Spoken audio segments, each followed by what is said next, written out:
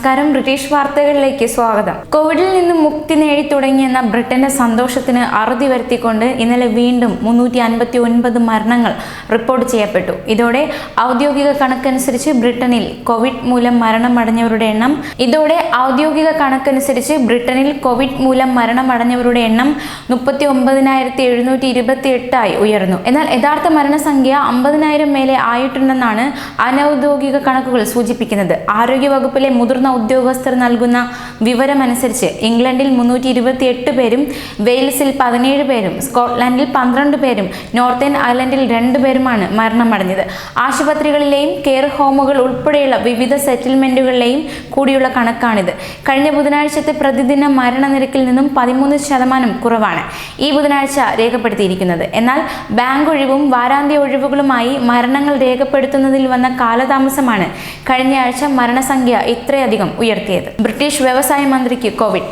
Corporate governance and insolvency bill അവതരണത്തിനിടയിൽ ചേംബറിൽ തളർന്നിരുന്ന ബ്രിട്ടീഷ് വ്യവസായ മന്ത്രിയും ഇന്ത്യൻ വംശജനുമായ അലോക് ശർമ്മ കോവിഡ് പരിശോധനയ്ക്ക് വിധേയനായി. തുടർന്ന് വീട്ടിലെത്തിയ അദ്ദേഹം ഇപ്പോൾ ഐസൊലേഷനിലാണ്. അലോക് ശർമ്മയ്ക്ക് രോഗബാധ പരിശോധനയ്ക്ക് വിധേയനായതോടെ ഹൗസ് ഓഫ് കോമൺസ് താൽക്കാലികമായി നിർത്തിവെച്ചു. മന്ത്രിമാർ പ്രസ്താവനകൾ നൽകുന്ന ഡെസ്പാച്ച് ബോക്സ് ശുചീകരണവും തുടങ്ങി. ഉടൻ വെർച്വൽ സെഷൻ തുടങ്ങുമെന്നും അറിയുന്നു. പാർലമെന്റിലെ വെർച്വൽ പങ്കാളിത്തം അവസാനിപ്പിക്കാൻ തീരുമാനിച്ച നടപടി ശുദ്ധ മണ്ടത്തരമാണെന്ന് ഇത് തെളിയിക്കുന്നുവെന്നാണ് SNP ഉപനേതാവ് ക്രിസ്റ്റി ബ്ലാക്ക്മാൻ പറഞ്ഞത്. സർക്കാർ ഈ തെറ്റ് തിരുത്തി ആവശ്യമായ നടപടികൾ സ്വീകരിക്കണമെന്നും അദ്ദേഹം ആവശ്യപ്പെട്ടു. ആയിരങ്ങൾ ലണ്ടൻ തെരുവുകളിലിറങ്ങി. അമേരിക്കയിലെ മിന്നിപ്പോളിസിൽ ജോർജ് ഫ്ലോയ്ഡ് എന്ന കറുത്ത വർഗ്ഗക്കാരൻ അതിക്രൂരമായി കൊല ചെയ്യപ്പെട്ടതിൽ പ്രതിഷേധിച്ച് ആയിരങ്ങൾ ലണ്ടൻ തെരുവുകളിൽ ഇറങ്ങി. നടൻ ജോൺ ബൊയേഗ, ഗായകൻ ലിയം പെയ്ന തുടങ്ങിയ പ്രമുഖരുൾപ്പെടെ 15,000 പേരോളമാണ് കറുത്ത വർഗ്ഗക്കാരന്റെ ജീവനും വിലയുണ്ട് എന്ന മുദ്രാവാക്യമുയർത്തി തെരുവിൽ പ്രതിഷേധിച്ചത്. തികച്ചും സമാധാനപരമായ ഈ പ്രതിഷേധം കഴിഞ്ഞ ഉടനെ ഒരു കൂട്ടം ആളുകൾ ഒരു പോലീസ് വാഹനത്തിന് നേരെ ആക്രമം അഴിച്ചുവിട്ടു.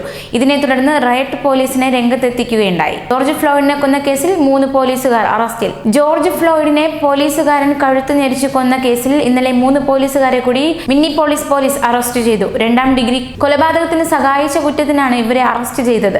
സംഭവം നടക്കുമ്പോൾ 1ാം പ്രതി ഡെറക് ഷേവിനൊപ്പം ഉണ്ടായിരുന്നവരാണിവർ.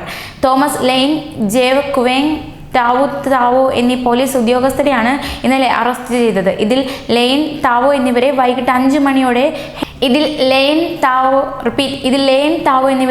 5 മണിയോടെ ഹെന്നേപ്പിൻ കൗണ്ടി ജയിലിലെത്തിച്ചു.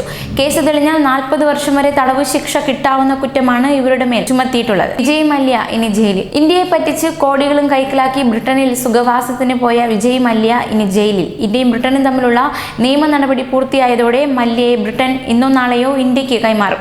ഇന്ത്യയിലെത്തിക്കുന്ന മല്യയെ പാർപ്പിക്കുക മുംബൈയിലെ ആർതർ റോഡ് ജയിലിൽ.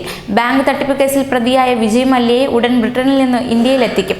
മല്യയെ ഇന്ത്യക്ക് കൈമാറുന്നത് സംബന്ധിച്ച് ബ്രിട്ടനും ഇന്ത്യയും തമ്മിൽ നിയമ നടപടികൾ പൂർത്തിയാക്കി. ഇതോടെ മല്യയെ ബ്രിട്ടൻ ഇന്ത്യക്ക് കൈമാറുമെന്നാണ് ഉന്നത സർക്കാർ വൃത്തങ്ങൾ നൽകുന്ന സൂചന. കോടികളുടെ ബാങ്ക് തട്ടിപ്പ് നടത്തി മുങ്ങിയ മല്യയെ മുംബൈയിലെ ആർതർ റോഡ് ജയിലിലാകും പാർപ്പിക്കുകയെന്നാണ് റിപ്പോർട്ടുകൾ.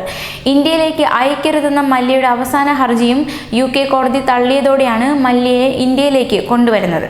നീഗ്രോഫോബിയയ്ക്കെതിരെ അമേരിക്കയിലെ പുത്തൻ തലമുറ.